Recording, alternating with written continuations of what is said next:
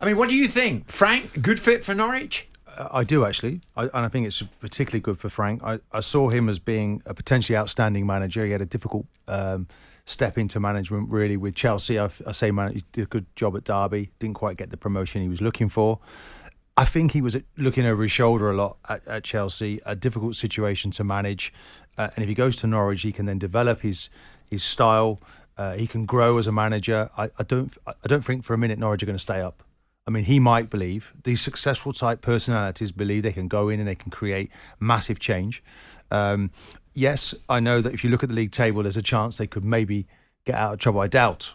So he's going there for his long-term development. He'll be looking to improve things. He didn't spend a great deal of money in the summer. I think maybe 25, 30 million.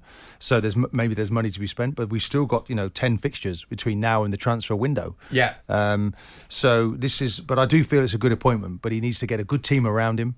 We've seen Gerrard leaving Rangers and taking 6-7 members of staff with him. There's nothing left behind. Yeah. So be interesting what Frank wants to build. Does Jody Morris go with him? I think not. He's already said, I believe, on record he's not going to take him. So I'm interested to see who his staff will be that he develops around him. Well, yesterday, Simon, you were saying Steven Gerrard to Villa, a risky appointment. Yeah, I think so, yeah. Do you think Frank to Norwich is a good appointment for Frank and for Norwich? I do.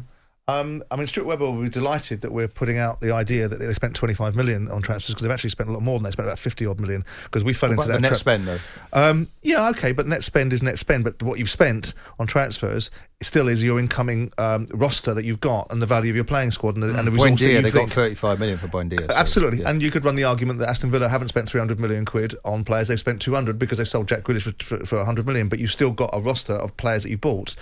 Look, I think, along with Martin, that Frank Lampard went from 0 to 60 with nothing in between. He went from Derby, where he did okay. He did okay at Derby. He was brought in to get them promoted, and he had an opportunity to do it, and he didn't take it. He got the Chelsea job, I believe, previously, in terms of it was too early in his development to go into a club like that, irrespective of his relationship with the fans. And whilst I was disappointed that he was taken out in the manner that he was, because if clearly you're bringing Frank in knowing he's a work in progress, knowing that they were going to have to go to the youth for a period of time just because they were under certain restrictions, then taking him out when you're halfway through the task that you knew he was going to learn on the job seemed a bit ludicrous. Landing in Norwich, which is a club that I'm very fond of, I like Delia, and I like her husband Michael, and I liked all the guys that were in there that were running the football club during my time at football, and I didn't like many of the owners, so it says something that that I like that particular club. Like you. And that's very true, and understandably at times, but by the same token more often because I was right most of the time. But along the lines of Norwich being a club that, Martin's right, they're going to get relegated, but Frank needs to rebuild this Premier League elite manager reputation, and Norwich isn't a footballing outpost. It's an outlier, but it's a club that's got good history. It's got a good back. It's got a good group of fans. Will play a brand of football that Frank will appreciate because he'll be allowed to do it. Yeah, and I think it's a decent step. It's, in my view, it's one step back to enable him to take 2 steps forward. But I want to jump in here. Can I say this? I'm going to say it. You said to me before we came on air, Frank for Rangers, Lampard for Rangers. Yeah, and I also understand, and Martin's right to say in the break, we said to me, and I think the same thing, which is you don't want to follow somebody, especially one of your peers, unless you're going to do it better. And if you're going to do it better with Rangers, which is, I'm going to whack you in the Champions League in the group stages for the first time and deliver £40 million of income to you, which no one else has delivered, which he has an opportunity to do. If you follow someone, if Frank was following somebody into Chelsea that was one of his peers, it wouldn't be a problem. So why would there be a problem following somebody into Rangers? Rangers is a big club with a big platform. The finances and the geography might dictate something different. It's got a young family, just got a new child, and it might be that some of those things were part of the decision-making process for Steven Gerrard. And he probably won't get the same salary at Rangers, but it's a big job. It's set itself a little feel-good factor about imagery and iconography of elite management by an elite footballer. I'm not suggesting that Gerrard was an elite manager, because I've made that point that he's not. Right. Well, let's look at his record. Go to Rangers and do a very good job there. I was looking at his record of 52% win percentage. Who?